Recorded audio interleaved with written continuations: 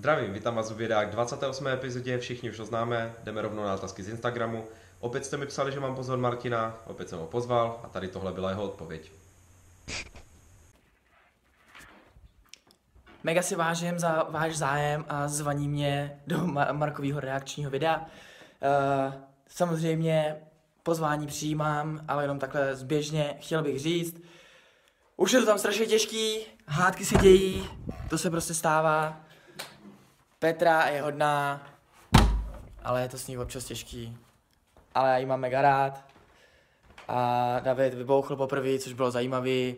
A já jsem ten díl viděl už hrozně dávno, takže vůbec nevím úplně, co tam k tomu říct víc. Ale děkuji, mám vás rád a podtržítkové. Ahoj Kimáro, můžeš někdy odpovědět na otázku, kolik otázek zhruba denně dostáváš? Nebo nějak všeobecně, kolik ti přijde denně zpráv do osobní zprávy třeba tady na Instagramu? Dík. Je to něco kolem 60 otázek denně na Messengeru a přibližně 40-50 na Instagramu a na tady tohle fakt není šance odpovídat jednotlivě a právě proto dělám tady tyhle videa, aby se ty odpovědi dostaly ke všem. Takže tam, když odpovíš jednomu člověku, tak to je fajn, ale to je pořád jenom jeden člověk a máš 80 dalších, kterým musíš odpovědět. Tyhle reakční videa po každém díle jsou skvělý nápad, jen škoda, že ti to napadlo až teď ke konci. Já jsem hlavně vůbec netušil, že o to bude zájem, takže jsem to nedělal od začátku a další věc, co je s tím spojená, je to, že dřív, když mi psalo méně lidí se ptalo na ty otázky, bylo nás tam víc soutěžících, tak jsem stíhal každému alespoň stručně odepisovat. Teďka už se to nedá stíhat a proto dělám právě tyhle videa. A kdybych se mohl vrátit v čase, tak to asi dělám od prvního dílu. I když těch otázek by bylo méně, videa by byly kratší, ale postupně by to narůstalo. Co by se stalo, kdybyste vyplácali všechno jídlo a neměli už prostě nic? To by vás tam nechali umřít hlady, ne? No, přesně tohle by se stalo. Tu moskitieru jste dostali? Ne, ty moskitiery jsme vyhráli úplně v první soutěži, jak se hrabalo z písku. Pokud si dobře pamatuju, tak ji vyhrabala Petra a byl to jako poslední předmět. Takže to je výhra, kterou jsme si z Tabonu přenesli do Majonu. Ahoj Marku, byl jsi rád, že ses mohl podívat, jak probíhá duel na ostrově Vyloučení? Určitě jsem byl rád a to z několika důvodů. Mezi ty hlavní patří asi nejvíc to, že za prvé víš, kdo je na tom ostrově, což znamená, že víš, koho vyzval, kdo přežil a kdo tam zůstává. Tím pádem můžeš počítat s tím, kdo se případně navrátí do hry. Za druhé to, že jsme viděli, jaké soutěže tam probíhají, takže taky můžeš přemýšlet o tom, koho vyřadíš do budoucna, protože víš plus minus, jaký typ soutěží se tam dělá, že vidíš, že to je na tom malém prostoru. A třetí to bylo výborné v tom, že to bylo něco nového. My už tak nějak jsme propadali, to tam určitě bylo vidět, depresi z nedostatku jídla a dalších věcí, takže jsme byli fakt skleslí a takové oživení, co zabere nějaký čas, je určitě lepší než celý den jenom proležet při střežku anebo zkoušet ulovit jídlo, které tam není. A to jsou tak hlavní 3 důvody, které mě napadly, proč to bylo výborné a určitě jich je víc, určitě tam možná jsou i lepší důvody, ale tady to jsou ty, které mě teďka hned napadly. Změnily se tvoje názory na Robinsony po tom, co soutěž skončila? Dokázal si hru oddělit od normálního života a zkrátka všechny ty věci hodit za hlavu? Říct si, že to nebyla jen hra a nesympatie z ostrova zapomenout?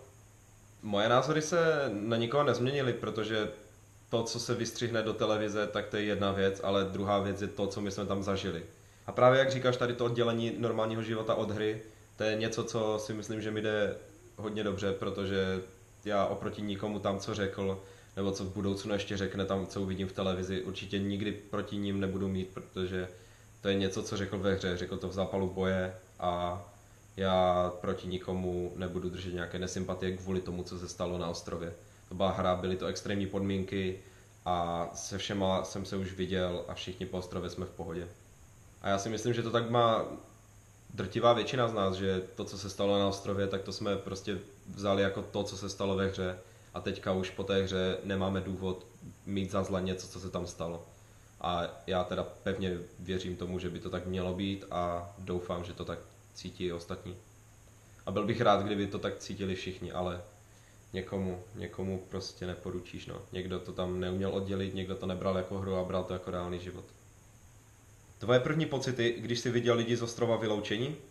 Úplně první pocit byl trošku smutek nad tím, že Zdeněk vypadl už, takže že už není ve hře a druhý pocit byl respekt k Radovanovi, protože jsem tušil, že Zdeněk si vyzval jeho, tak respekt k Radovanovi, že zvládl 2 duely už. Už ti s Petrou asi došly nervy, co? Došly, no, tam to bylo fakt zbytečné, bylo to vyhrocené a hlavně, když se podíváte na reakci Davida. Už toho nechte, tak už nemel, protože už Jak tady nemel? jako, protože si tady stěžuješ, teď tu byl klid a teďka prostě zas tady děláš ofuky. Víš, nikdy jsi takhle ke mně nejednal, ano, ale už takhle, toho je nikdy jsi moc. takhle se mnou nemluvil. Už toho Z je čeho je moc. moc? David, který nikdy se nezapojoval do žádných hádek, vždycky všechno přešel, neměl k ničemu jako komentář, zamyslel se, poznesl se nad tím, tak vem si, když David takhle se do tebe opře a fakt jako, že jí tam docela sjel, tak asi už něco dělá špatně, protože David se nerozčiluje jenom tak pro nic za nic, takže tam to bylo už fakt moc a bylo to zbytečné, no. Chtěl by si vyzkoušet to, co se odehrávalo v duelu? Když jsem byl tam a seděl a díval se na ně, jak tam umírají na tom kůlu, tak určitě jsem si říkal, že zrovna teďka bych tam na tom kůlu být nechtěl, ale když to vidím zpětně, tak bych si chtěl vyzkoušet všechno. Zmiňoval si Moskomory. Máš rád Harryho Pottera? Mám. Ale jsou určitě série, které mám raději. Myslel jsi na ostrově, že se Jakub zachoval jako hráč nebo fair, protože věděl, že Lucka už dál nemůže? Já dopředu jsem si myslel, že Kuba tím, jak se prezentoval celou hru, tím, jak fakt jakože je hráč, tak jsem tušil, že si vezme nejslabšího soupeře pro sebe. A to nejslabšího je jako v úvozovkách, protože tam nikdo nemůže čekat, že jaká bude soutěž a nikdy nevíš. Ale když už jsem tam seděl, tak jsem věděl, že se zachová jako hráč, že si vezme Lucku. A co se týče fair nebo nefair, to je prostě hra a můj názor je ten, že když v takové hře máš šanci na to zvýšit své procento na výhru, tak to prostě musíš udělat. Nemyslíš, že ostrov vyloučení byl pro Petru spíš výhra? Já si myslím, že to je prostě dvojsečný meč, na jednu stranu je to výhra, na jednu stranu je to prohra. Strávíš s porotcema, které, jak jste viděli, mohla ovlivňovat, mohla mluvit ve svůj prospěch, naopak mluvit v neprospěch někoho, ale zas na druhou stranu si pryč od kmene a věděli jste, jak to dopadlo po návratu. Když je člověk někde pryč a vrátí se, necítí ty vibrace v tom kmeni, necítí tu náladu a potom tam vznikají takové hádky, takže mu si přál, aby vyhrál Lucie nebo Jakub. Tím, že s Jakubem jsem strávil hodně času a tím, že s Luckou jsem strávil jenom hostinu, tak jsem určitě fandil Jakubovi. Mě by zajímalo, jaké to bylo sledovat Lucku, jak trpí na tom kůlu. Koho by si vybral do duelu, kdyby si byl na ostrově vyloučení?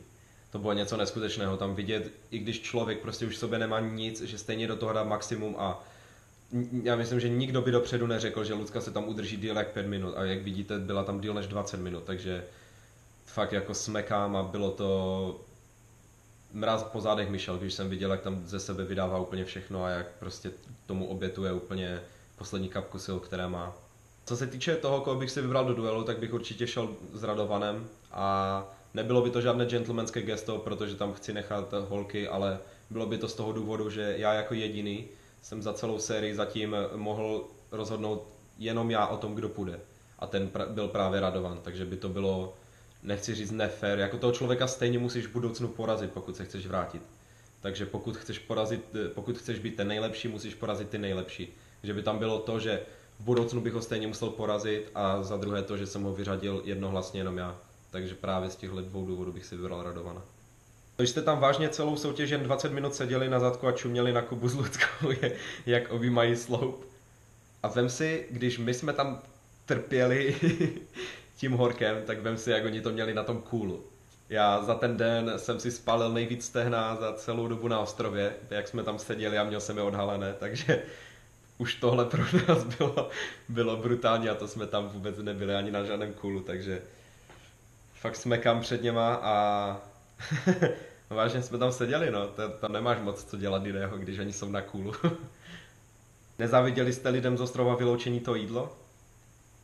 No nebylo to úplně nejpříjemnější, protože my podle toho, co nám říkala Tereza o ostrově vyloučení, tak jsme věděli, že tam je téměř neomezená zásoba kokosů a banánů a do toho ještě, když vyhrávají tady tohle. Já nevím, jestli jste viděli tu velikost té nádoby té rýže, ale to byla ta rýže, kterou na začátku ty kmeny dostali pro 9 lidí a oni to tam měli pro 3. Takže jenom vidět, jak s tím potom odchází, tak není to úplně něco, co by se lehko zkousávalo. A co se týče závisti, to je podle mě špatně zvolené slovo. Já bych řekl, že jsme spíš byli zdeptaní a byli jsme naštvaní, ale určitě jsme jim nezáviděli, protože na druhou stranu, když si to vezmeš, tak je to jenom jídlo a my jsme pořád v hlavní soutěži. Takže to je pro mě cennější než jídlo, které tam dostali rýži s rybou. Radovanem to na velkou lásku nevypadá. Snažil se to nějakým způsobem kontaktovat, když jste byli na souboji Lucka versus Kuba. Tohle bylo hrozně zajímavé. My jsme samozřejmě mezi sebou neměli prostor pro komunikaci, ale při příchodu se na sebe podíváš, kývneš, usměješ a to bylo to, že jak Lucka, tak Terka, tak Radovan, všichni jsme se na sebe normálně koukli, normálně na sebe kývli, pozdravili, usmáli se a jak jsme potom odcházeli, tak jsme si řekli ahoj, čau a vůbec prostě žádný náznak zahořklosti a opět jenom se přesunou potom na ten ostrov a hned to zazjede. Takže jaký to byl pocit, když si věděl, že máte na den každý 2 polévkové lžíce rýže? No, ve zkratce je to nejbrutálnější a nejvíc psychicky zdrcující pocit, co můžeš mít na ostrově, co se netýká sociální hry, co se týká jako toho přežívání. Když ty víš za tu dobu, co tam jsi, že jiné jídlo nechytíš, když máš pročesaný ostrov a víš, že tam nic jiného není a že fakt tady tohle je všechno, co máš. Myslel jsi, že duel vyhraje Kuba? Já jsem mu dával takových 70%, hlavně protože jsem viděl ten cool a už jsem věděl, o co půjde. A věděl jsem, že Lucka na tom není úplně nejlíp fyzicky, takže jsem mu fakt dával 70% na výhru a myslel jsem si, že to vyhraje. Ti přijde jako nejpodstatnější na úplném začátku hry. Dobře vycházet s co nejvíce lidmi? Máš nějaký recept à la Marigor League na to, jak se dostat do finálové 5? Asi jako nejpodstatnější mi přijde to, že se nesmíš dostat do žádného konfliktu, ať už to je, co se týče vůdcovské pozice, co se týče stavby přístřešku, jídla. Ze začátku je vždycky lepší spolknout hrdost a následovat. Být ten v pozadí a být ten, který toho využívá toho, že ví nejvíc. Takže tohle bych dal takovou radu do úplného začátku. Ono je to samozřejmě na dlouhý komplexní rozbor, ale tady tohle je taková ta nejvíc podstatná věc, co bych dělal a nedělal. A co se týče toho dobře vycházet co nejvíce lidmi, to taky může být zrádné. Tohle se nedá říct dopředu, tohle musí být něco, co ty už tam přijdeš a individuálně si to rozebereš, protože může se stát, že tam budou hráči, kteří budou vidět, že ty vycházíš dobře se všemi a naopak se tě budou chtít zbavit přesně kvůli tady tomuhle. Takže je to takové, musíš to odhadnout už podle situace, kdy už tam budeš. Nedá se to dopředu říct, že musíš vycházet se všemi. Je to fakt zrádné a na tady tohle se nedá odpovědět, pokud neznáš ty lidi, pokud už tam s něma na tom ostrově nejsi. A nějaký recept, to fakt záleží už podle lidí, chce to vždycky myslet několik roků dopředu, chce to mít promyšlený plán, od prvního dne už si rýsovat plán, s kým by si chtěl dojít do toho sloučení a aby se ti to v té hlavě pořád urovnávalo, aby se ti v hlavě urovnávalo, s kým by si chtěl dojít do finálové 5, s kým by si chtěl dojít do finále, vždycky myslet na celou hru. Nikdy nemyslí jenom jeden tak dopředu. Bych vám chtěl všem poděkovat, že jste tady vydrželi se mnou až do konce. Důležitá informace je, že je rozjetý casting na druhou sérii Robinsonova ostrova. Link bude na přihlášení v description boxu. Nezapomeňte se přihlásit, je to fakt šance, kterou dostanete jenom jednou za život a je potřeba ji využít.